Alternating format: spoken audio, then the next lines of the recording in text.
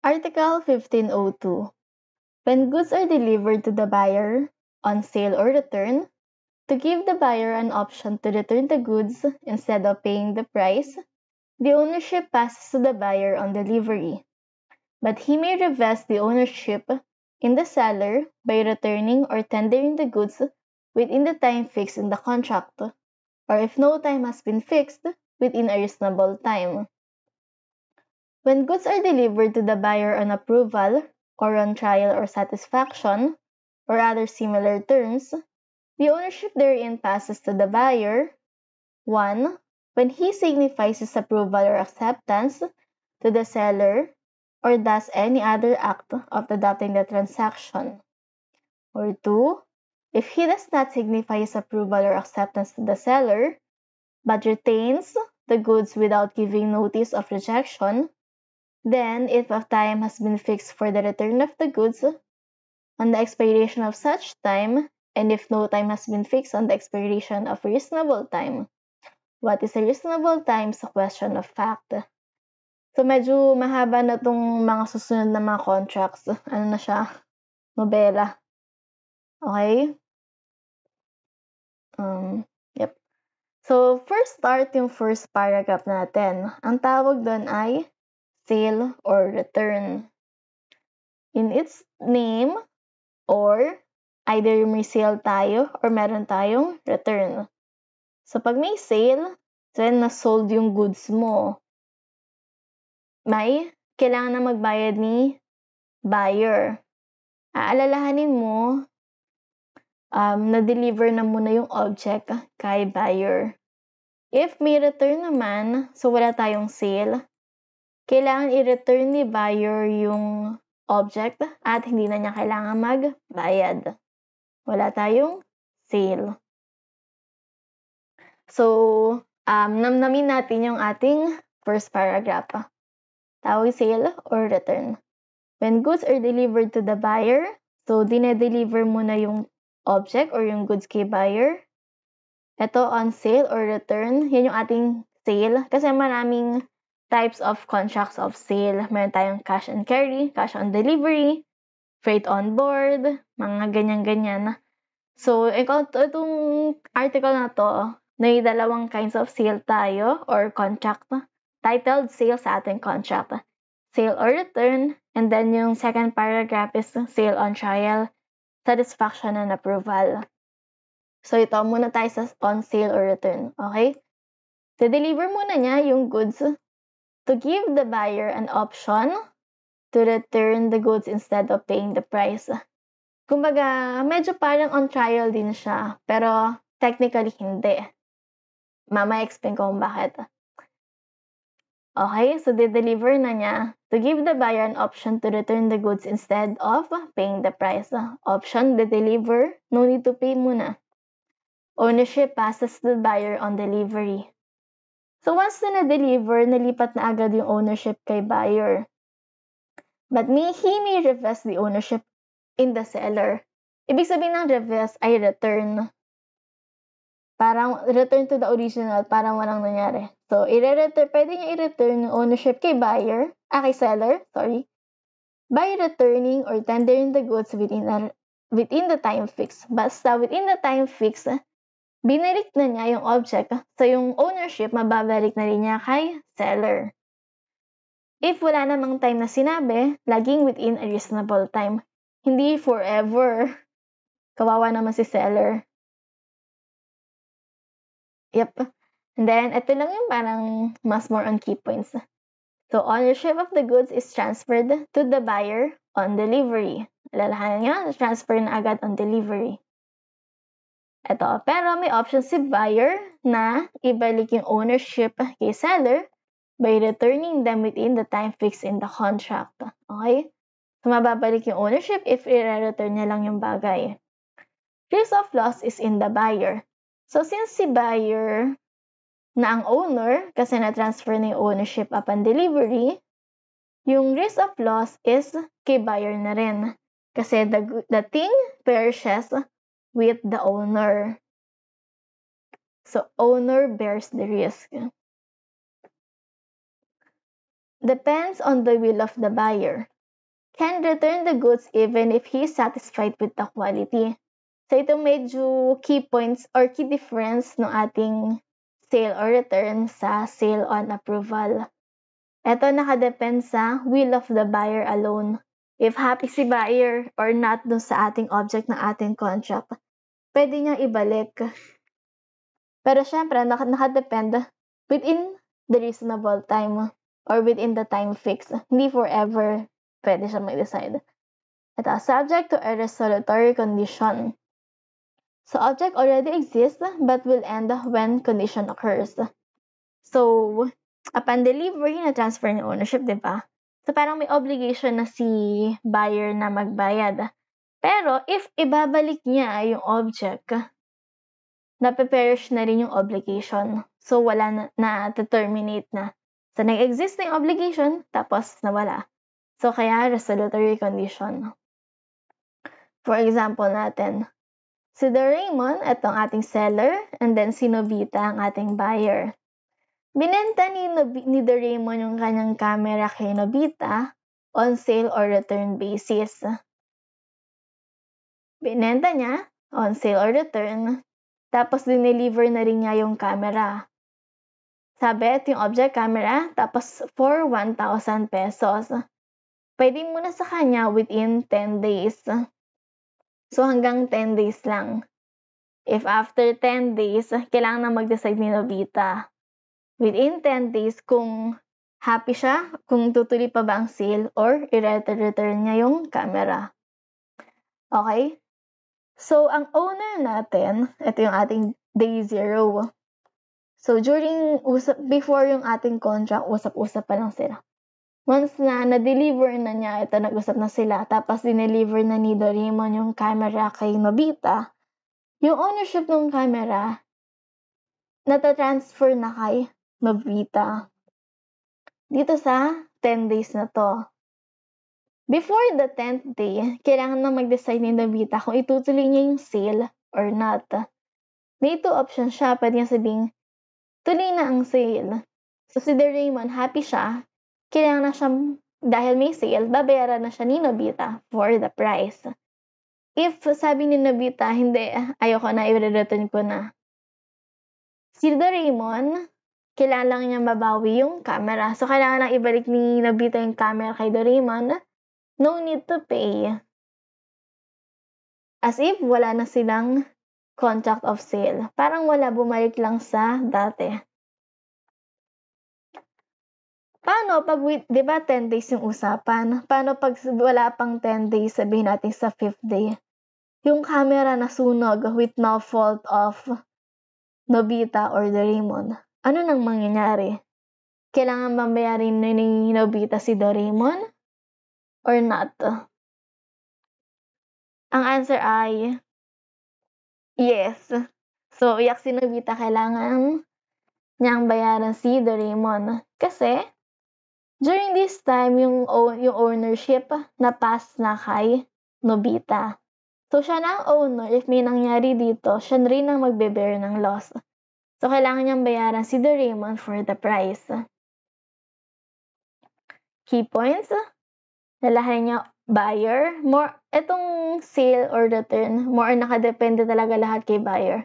Siya ang owner, siya ang magbe-bear ng risk of loss, and siya rin ang magde-decide ng sale. Kung gusto ba niya i-continue or not, or re-return na lang ba niya yung gamit.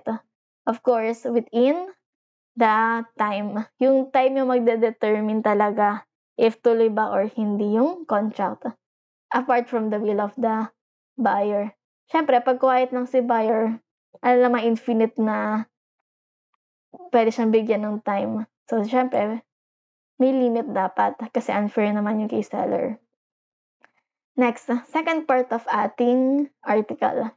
Ito naman yung tinatawag na sale on approval, on trial, or on satisfaction. When goods are delivered to the buyer on approval, so deliver na rin, same scenario. The ownership therein passes to the buyer. So, kay seller muna, tapos magpapas lang daw kay buyer yung ownership upon these conditions. First, when he signifies his approval, okay? Or acceptance, sinabi niya, I approve. So, Yung ownership, malilipat kay seller. Another is, does any other act of adopting the transaction? More on this later. Pero pag may ginawa siyang act na parang nagsisignify ng approval, matatransfer ng ownership kay buyer. Third, if he does not signify his approval or acceptance to the seller, sa parang medyo quiet lang siya, deadma. Pero, niretain niya yung goods without giving notice of rejection. Kumbaga nasa kanya lang, hindi niya binalik, tahimik lang siya. Tapos nag-lapse na yung time. And if the time has been, nag-expire na yung time na napag-usapan, or if wala napag-usapan, nag-expire na rin yung reasonable time, yung ownership nalilipat na rin kay buyer.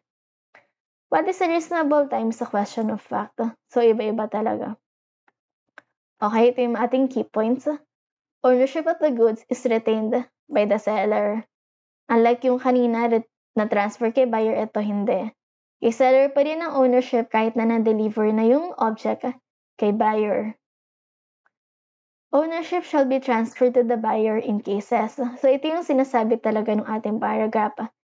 If buyer nag-signify ng approval, does any act of adopting the transaction. For example, buyer sells to another buyer. So, hindi siya nagsalita na, I approve, pero binenta na niya. Siyempre, hindi ka pwede magbenta kung hindi ko yung owner, or parang, syempre, hindi mo ibebenta kung hindi ka satisfied or kung hindi mo kinukuha yung ownership. Ibig sabihin, parang implied na approve na rin or act of adopting the sale. Third, if he does not signify his approval, ito yung time. Quiet lang siya, retains the goods without giving notice of rejection. Kumbaga, tinanggap lang niya, hindi niya nireject, ibig sabihin na-approve niya. Tapos, nag-lapse na yung time. Risk of loss is in the seller. Dahil si seller pa rin ang owner ng good. Depends, yung ating contract depends on the character of the goods. Unlike yung kanina nakadepend sa will of the buyer, etong sale and approval, nakadepend siya sa goods. The buyer has no right if he is satisfied with the quality of the goods. Unlike kanina sa return on sale or approval, satisfied or not si buyer, pwede niyang ibalik. Ito hindi. Pag satisfied ka, hindi mo pwede ibalik. Kailangan tuloy ang sale. Subject to a suspensive condition. Ito yung suspensive condition is obligation only arises upon fulfillment of the condition. So, wala mo ng obligation to pay si ating buyer. Pero nag-arise upon approval nung quality. So, upon approval, game, kailangan siya magbayad. Same scenario, example natin. So, binenta niya yung camera niya kay Nobita for 1,000 pesos. Binenta niya on sale or approval. Tapos, ginawa niya, dineliver muna niya yung camera. Sabi niya, nakatrial muna ito for 10 days. So, within 10 days, sabihin mo kung okay sa'yo yung quality or not. So, during those 10 days na yung camera ay na kay Nobita, ang ownership pa rin ng camera nare-retain ni owner or ni Doraemon. Ito yung major difference sa kanina. Kanina, sale or return kay buyer. Dito, kay seller pa rin yung ownership. Ngayon, matatransfer lang kay buyer or kay Nobita yung ownership or magkakaroon lang tayo ng sale. Upon first is yung quality. Sabi ni Nobita, I approve. Or, does any other act of adopting the sale? Binenta niya sa iba pang tao yung object ng ating contract. Or ito yung third, quiet lang siya, pero nag-lapse na yung time. Quiet lang si buyer. Yung sinabi kung ayaw niya. Ibig sabihin, implied approval na. Ito, another scenario. So, same scenario actually siya. Pero instead na bago mag-expire yung 10 days, ang nangyari nasunog yung camera with no fault of buyer or seller. Ang tanong, kailangan ba mayari ni Nobita si Doraemon? Kasi yung camera na nasa kanya nasunog. Without his fault or without fault of seller din. Wala may kasalanan. Pero nasunog lang yung camera kay Nobita habang nasa possession ni Nobita. Kailangan ba niyang bayaran si Doraemon? The answer is no. Hindi kailangan bayarin ni Nobita si Doraemon. Kasi the owner bears the risk of loss. At saka tandaan mo, suspensive condition, wala pa siyang obligation to pay. Kasi hindi pa siya nagsisignify ng approval. So, hindi pa nag-create yung obligation. And yung ownership, hindi rin nag-pass kay buyer. So, ownership bears the loss. Si seller ang owner, siya rin ang magbe-bear ng loss. What if si Nobita, siya ang may kasalanan kung bakit nasira yung camera? In his possession, kasi dineliver na ni Doraemon yung camera after contract kay Nobita. Tapos, kunwari, nagsiswimming siya. Ginamit niya, nahulog sa dagat. Nawala or nasira. Kailangan ba niyang bayaran si Doraemon? The answer is yes, kailangan niyang bayaran. Masyado namang unfair kay seller kung hindi babayaran ni buyer. Kung hindi niya alagaan yung object ng ating contract, kailangan mo alagaan yung object like a good father of a family. Kaya, even if si buyer or si Doraemon pa rin ang owner, dahil fault ni buyer or ni Nobita yung loss, kailangan niyang bayaran si seller. Eto, key points. So, si ating seller, siya pa rin ang owner. Dahil siyang owner, siya ang magbe-bear ng loss. Sa camera, dito ang nagde-decide ng ating sale. Sa quality ang object ang nagde-decide ng ating sale. Okay, distinction ng ating sale or return and sale on approval. Ownership, retained by the buyer. Dito sa sale on approval, it's retained by the seller. Risk of loss. Since si buyer ang owner, siya rin ang magbe-bear ng loss. Same scenario with approval, kung sino yung owner, siya rin ang magre-retain ng or magbe-bear ng risk of loss. Sale depends on, sa contract of sale or return, will of the buyer alone. Sa sale on approval, depends on the quality of the goods or the object of our contract. Sa condition, sale or return, ito ang obligation natin is resolutory condition. So, nag-arise na yung obligation, tapos na-terminate lang pag ni-return na ni buyer. Ito, sa sale on approval naman natin, suspensive. So, wala pang obligation, and then nag-arise na upon fulfillment of the condition. And that's it. Please don't forget to subscribe to my channel. Thank you!